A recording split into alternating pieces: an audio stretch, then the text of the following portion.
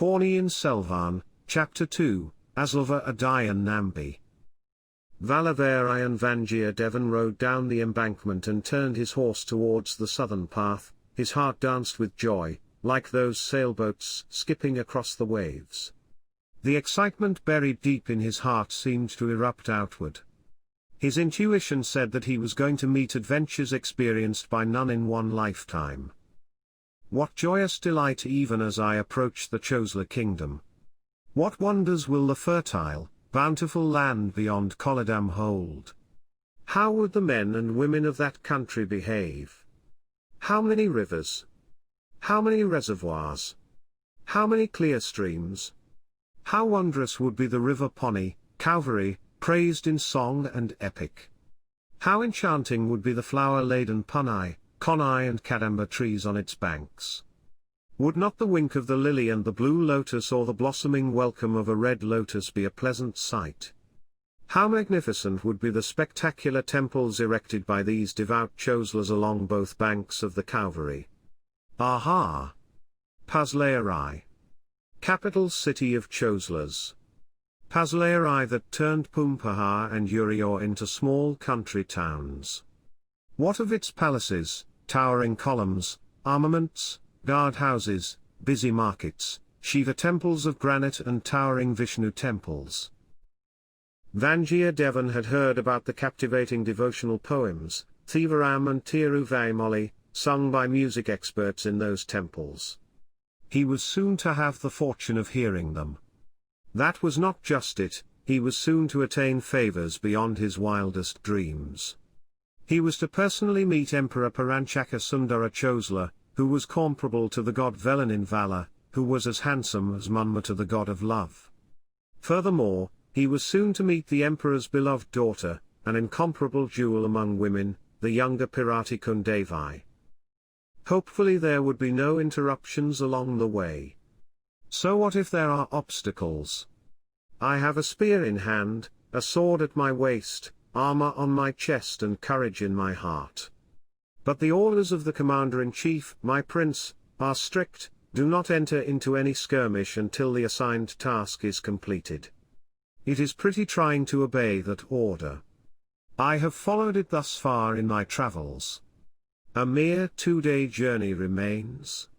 I must be patient until then.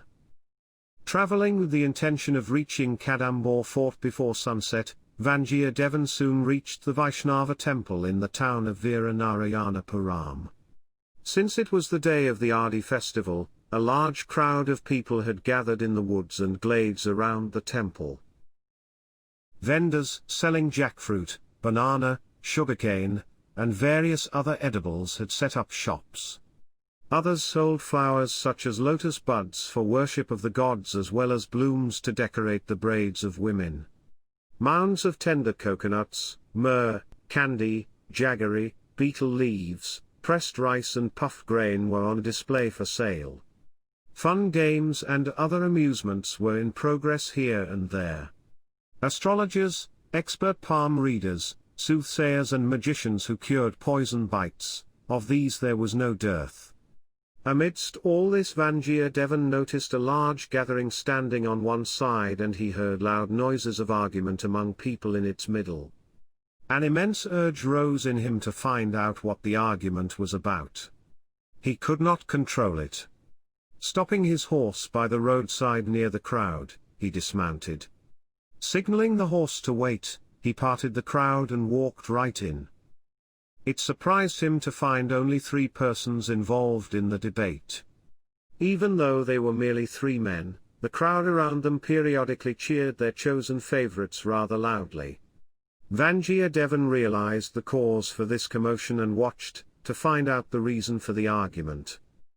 One of the debaters seemed to be an exceptional follower of the Vaishnava faith. He wore the sandal paste namam markings of the sect all over his body. He had styled his hair into a topknot on his forehead. A short staff was in his hand, his short, squat frame seemed quite strong. The other was a follower of Shiva, wearing broad ashen marks on his devout body. The third wore ochre robes and had completely shaved all the hair off his head. He was neither a Vaishnava nor a Saiva, he seemed to be an Advaita philosopher beyond any sect. The Saiva devotee was saying, "O you Azlvar-adiyan Nambi! Give me an answer to this. Did not Brahma try to find Shiva's head and Vishnu search for his feet? Unable to see neither head nor foot, did not both seek the sanctuary of Lord Shiva's auspicious feet? That being so, how can your Tirumal Vishnu be a greater god than Lord Shiva?" Hearing this, Azlvar-adiyan pounded his staff saying, "Well fella! You fanatic Saiva dust-worshipping priest! Stop your nonsense. Recall that your Shiva gave boons to the 10-headed Ravana, king of Lanka. Did not all those boons turn to sawdust when confronted by Sri Rama, an incarnation of our Tirumal Vishnu? When that is so, how can your Shiva be a greater god than our Tirumal?" At this the ochre-clad monk, who believed in the one supreme being, intervened to say, "Why do you both argue wastefully? There is no end to your arguments about Shiva being a bigger god or Vishnu being greater. Only while you are involved in these pagan rituals of devotion will you quarrel about Shiva and Vishnu. The path of knowledge is greater than devotion. Then there is the state of absolute knowing, beyond even knowledge. When you reach that state, there is no Shiva and no Vishnu. All existence is the Supreme Being. Do you know what Sri Sankara the teacher says in his dissertation on the scriptures?" At this point Azlvar-adiyan Nambi interrupted, "Stop it, you fellow. Do you know what your Sankara, who wrote all those explanations for the Upanishads, the Bhagavad Gita, and other scriptures finally say? Sing of Govinda, sing of Govinda. Sing of Govinda, O foolish mind." He said it 3 times. It is to dumbheads like you that he refers when he mentions foolish minds. The crowd responded to this with thunderous clapping, mocking laughter and loud cheers of "Aha, oh ho!" The monk did not stay quiet.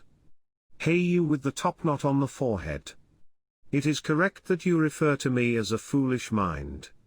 You hold an ordinary wood staff in your hands, you are surely a wood-brained wastrel.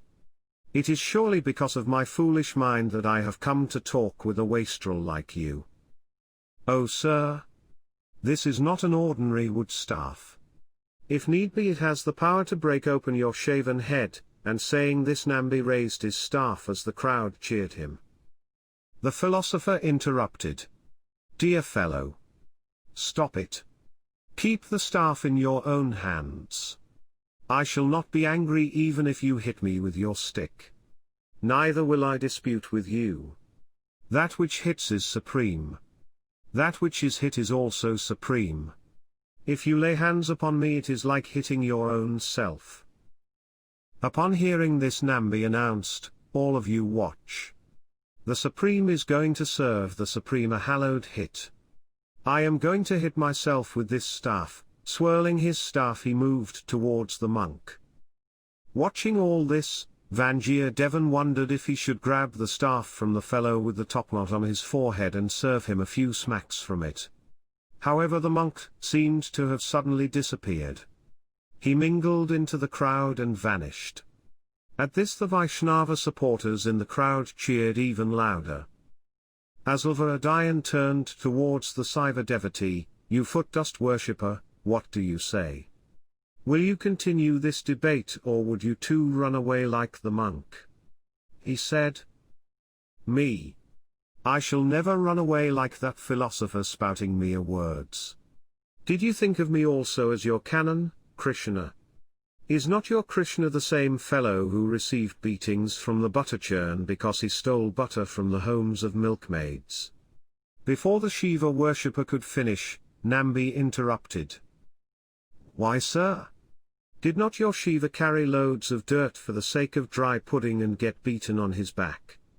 Have you forgotten that?" Swirling his staff, he approached closer.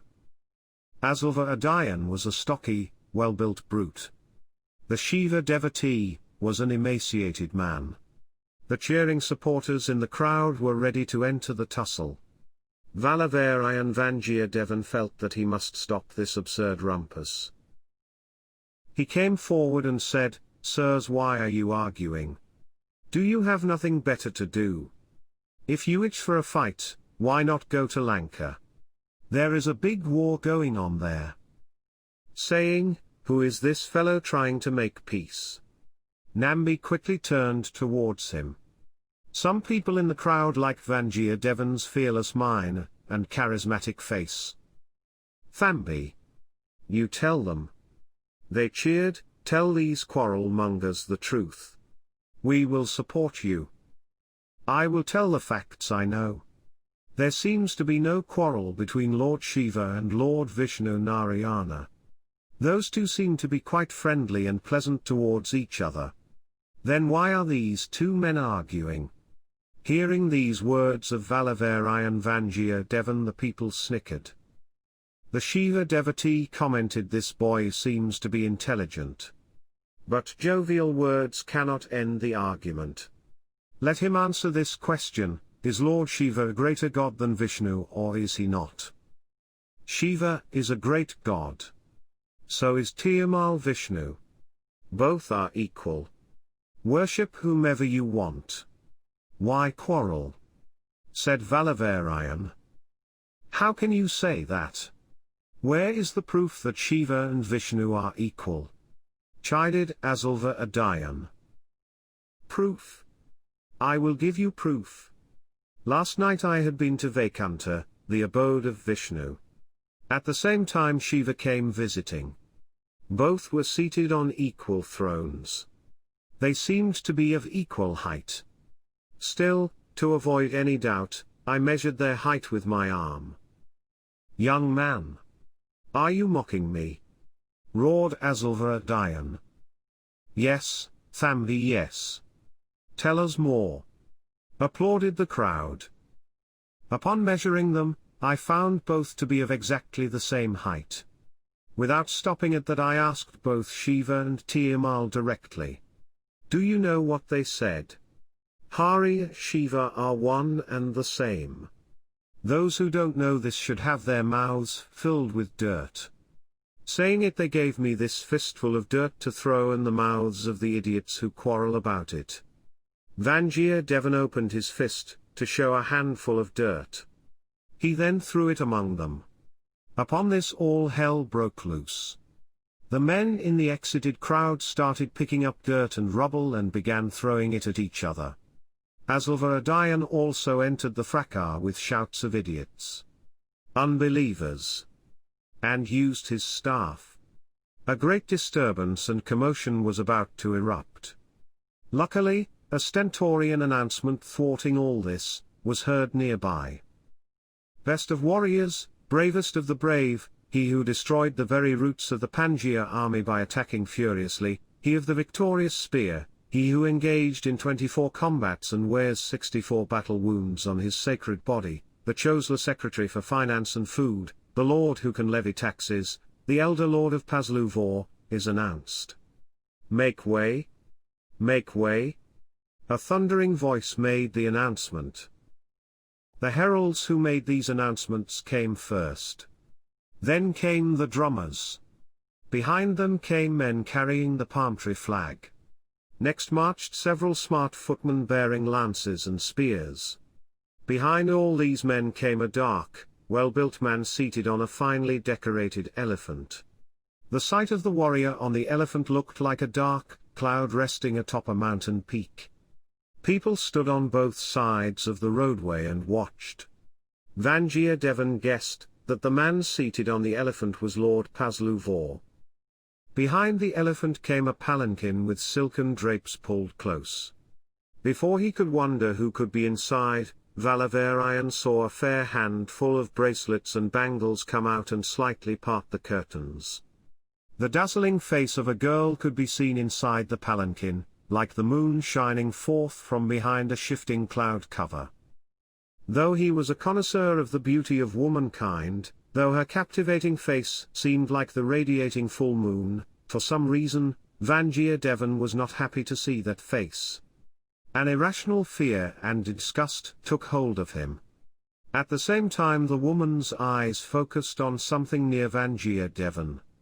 The next instant the horrified sound of a girl's scream was heard. The screens pulled shut once again. Azlvar-adiyan looked around him. His intuition said that the lady had screamed upon sighting something nearby. He searched around again. Azlvar-adiyan was leaning back on a tamarind tree just behind him. He saw that the fanatic Vaishnava's face had turned undescribably horrible and ugly. His heart filled with irrational surprise and revolt.